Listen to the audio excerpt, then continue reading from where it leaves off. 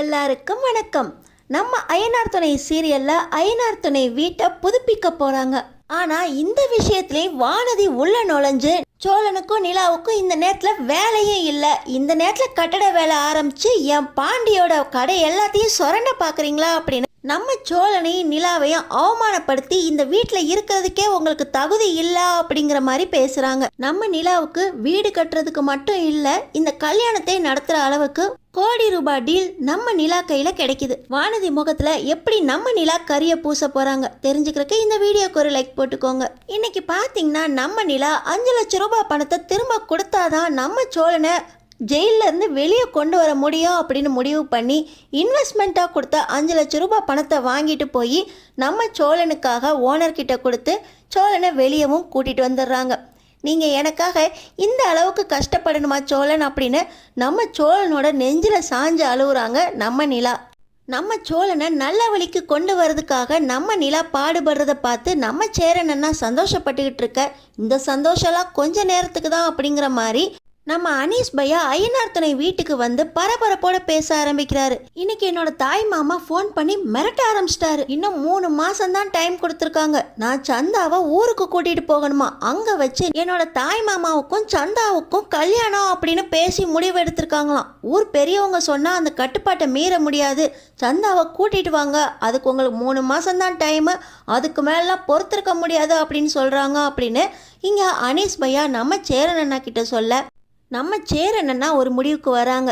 சந்தாவா அப்படியெல்லாம் அவங்க மாமாவுக்கு பிடிக்காத பையனோட கல்யாணம்லாம் பண்ண விட மாட்டேன் அனீஸு, நீ கவலைப்படாதா அப்படின்னு நம்ம சேரனன்னா சொல்ல, இதையே நீங்கள் எத்தனை நாள் தான் அண்ணே சொல்லிக்கிட்டே இருப்பீங்க, உடனடியாக உங்களுக்கும் சந்தாவுக்கும் கல்யாணம் பண்ணுற வேலையை பார்க்கணும், உங்களுக்கும் பாண்டிக்கும் ஒரே மேடையில் வச்சு கல்யாணம் பண்ணுறதா நான் முடிவு பண்ணிட்டேன். நம்ம வீட்டை புதுப்பிச்சு அந்த வீட்டில் வச்சு உங்களுக்கும் பாண்டிக்கும் ஒரே மேடையிலே கல்யாணம் பண்ண போகிறோம். நம்ம வீட்டில் 2 கல்யாணம் நடக்க போகுது. இப்போ நானும் சோழனும் வீட்டில் சும்மா தானே இருக்கோம், நம்ம வீட்டில் கட்டட வேலையை ஆரம்பிப்போம், எல்லாத்தையும் நாங்கள் பார்த்துக்குறோம், நாங்கள் முன்னாடி நின்று எந்தெந்த வேலை எங்கெங்கே செய்யணும் அப்படின்னு நாங்கள் பிளான் போடுறோம்.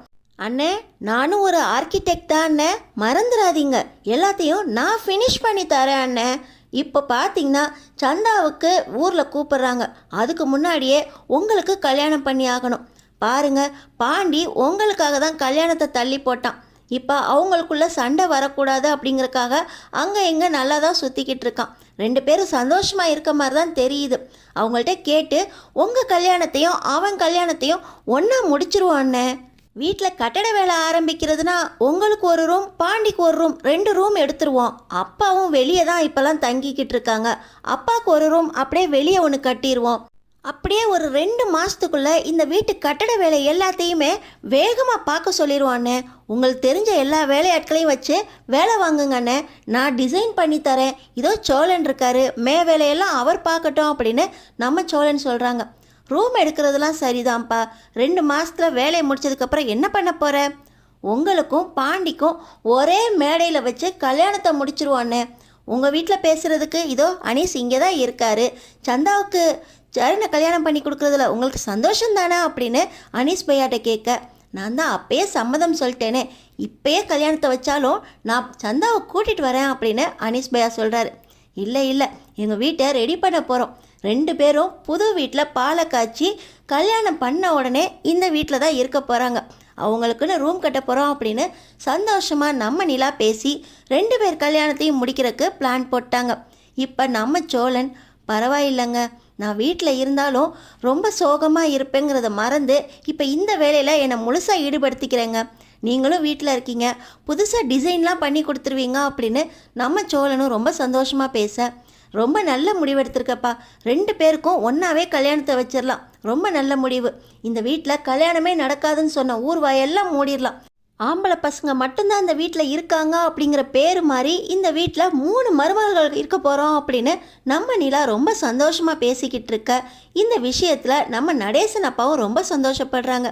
வீடை கட்ட போகிறீங்களாடா, இந்த வீடு புதுசாக போதா அப்படின்னு அவரும் அவர் பங்குக்கு ரொம்ப சந்தோஷப்பட்டு அடுத்த நாள் இந்த விஷயத்தை டக்கு புக்குன்னு ஆரம்பிக்கணும் அப்படின்னு வேலையாட்களை எல்லாத்தையும் வர சொல்கிறாரு நம்ம சேரனண்ணா.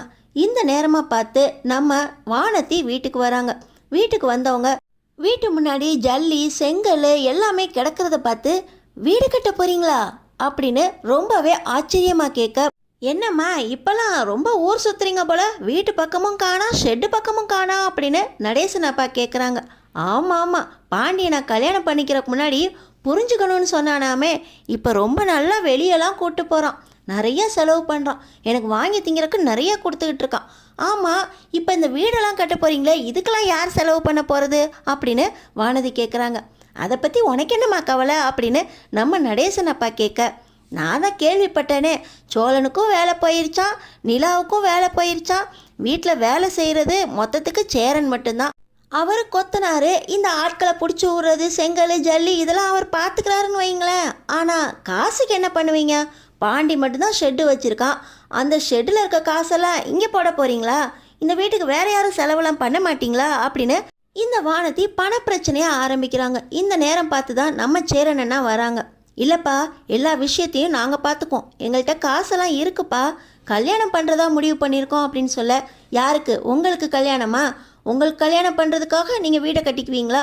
என் கல்யாணம்னு பேசினப்ப பாண்டி என்னென்னலாம் சொன்னான், இருக்கிறதுக்கு ரூம் இல்லை, அதனால் கல்யாணம்லாம் இப்போ பண்ண முடியாது, அண்ணனுக்கு கல்யாணம் அப்படின்னு எல்லா கதையும் இழுத்து விட்டா, இப்போ உங்களுக்கு கல்யாணம்னானே நீங்கள் ரூமெல்லாம் கட்டிக்கிறீங்களா அப்படின்னு பேச. இல்லைப்பா, இந்த விஷயத்த பேசுகிறது தான் நிலா உங்கள் வீட்டுக்கு வரணும்னு சொல்லிக்கிட்டு இருந்துச்சா அப்படின்னு சொல்ல. இதுக்கும் நிலா தான் வரணுமா? ஏன் நடேசனப்பா இருக்கார்ல, அவர் வருவார்ல, இப்போ எதுக்கு அவர் எங்கள் வீட்டுக்கு வரணும் அப்படின்னு கேட்க. இன்னும் 1 மாதத்தில் உனக்கும் பாண்டிக்கும் நிச்சயதார்த்தம் நடக்க போகுதுப்பா, அடுத்து 2-3 மாதத்துலேயே கல்யாணத்தை நடத்தலாம் அப்படின்னு நிலா சொல்லியிருக்குப்பா. பாண்டிக்கும் எனக்கும் ஒரே மேடையில் வச்சு கல்யாணம் பண்ண போதாம்ப்பா. இந்த வீட்டில் 2 கல்யாணம் பண்ண போகிறோம், அதனால தான்ப்பா ரூம் வேணும்ல, இந்த வீட்டை கட்டிடலாம் அப்படின்னு நிலா தான்ப்பா ஐடியா கொடுத்துச்சு அப்படின்னு சொல்ல. ஓ, ரொம்ப நல்ல ஐடியாவாக இருக்கே, 2 பேருக்கும் ஒரே மேடையில் கல்யாணமா, இது ரொம்ப நல்லா இருக்கே. பாண்டி, இந்த விஷயத்தை நீ என்கிட்ட சொல்லவே இல்லையே, நான் பாட்டு சண்டை போட பார்த்தேன்.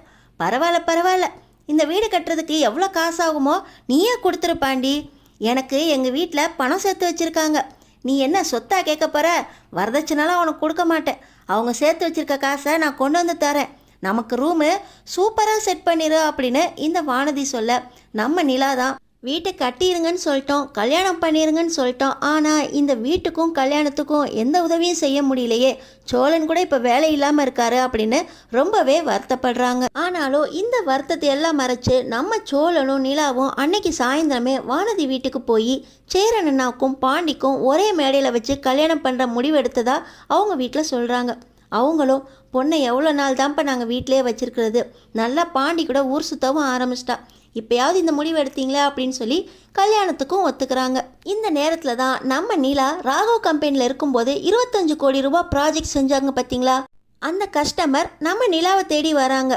இந்த ராகவ் உங்கள் டிசைனை வச்சு எங்களுக்கு பில்டிங் கட்டுறதா சொன்னார், ஆனாலும் அவரால் அந்த டிசைனை முழுசாக கொடுக்க முடியல, நீங்கள் தானே அந்த டிசைன் பண்ணீங்க, நீங்களே இருந்து அந்த டிசைன் எல்லாம் சரியாக முடிச்சு கொடுத்துட்டு போங்க அப்படின்னு சொல்லி நம்ம நிலாவை தேடி வந்திருக்காங்க.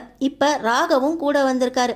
நிலா, இந்த ப்ராஜெக்ட் முடிகிற வரைக்கும் நீங்கள் கூட இருக்கணும், 25 கோடி ரூபா ப்ராஜெக்ட், உங்களுக்கு 30 எனக்கு 70 இப்படி பிரிச்சுக்கலாமா, இந்த ப்ராஜெக்ட் முடிக்கிற வரைக்கும் நீங்கள் கூட இருந்தால் ஆகணும் அப்படின்னு கஸ்டமர் விரும்புகிறாங்க அப்படின்னு ராகவ் மூஞ்சில் அடித்த மாதிரி மூஞ்ச தொங்க போட்டுட்டு பேச. நம்ம நிலாவுக்கு மனசு ஃபுல்லாக ஒரு சந்தோஷம், கல்யாணம் நடக்க போகுதே, செலவுக்கு காசு இல்லையேன்னு யோசித்தோம், இப்போ நம்ம கையிலையும் காசு இருக்கா அப்படின்னு சந்தோஷமாக இந்த விஷயத்தை ஆரம்பிக்கிறாங்க.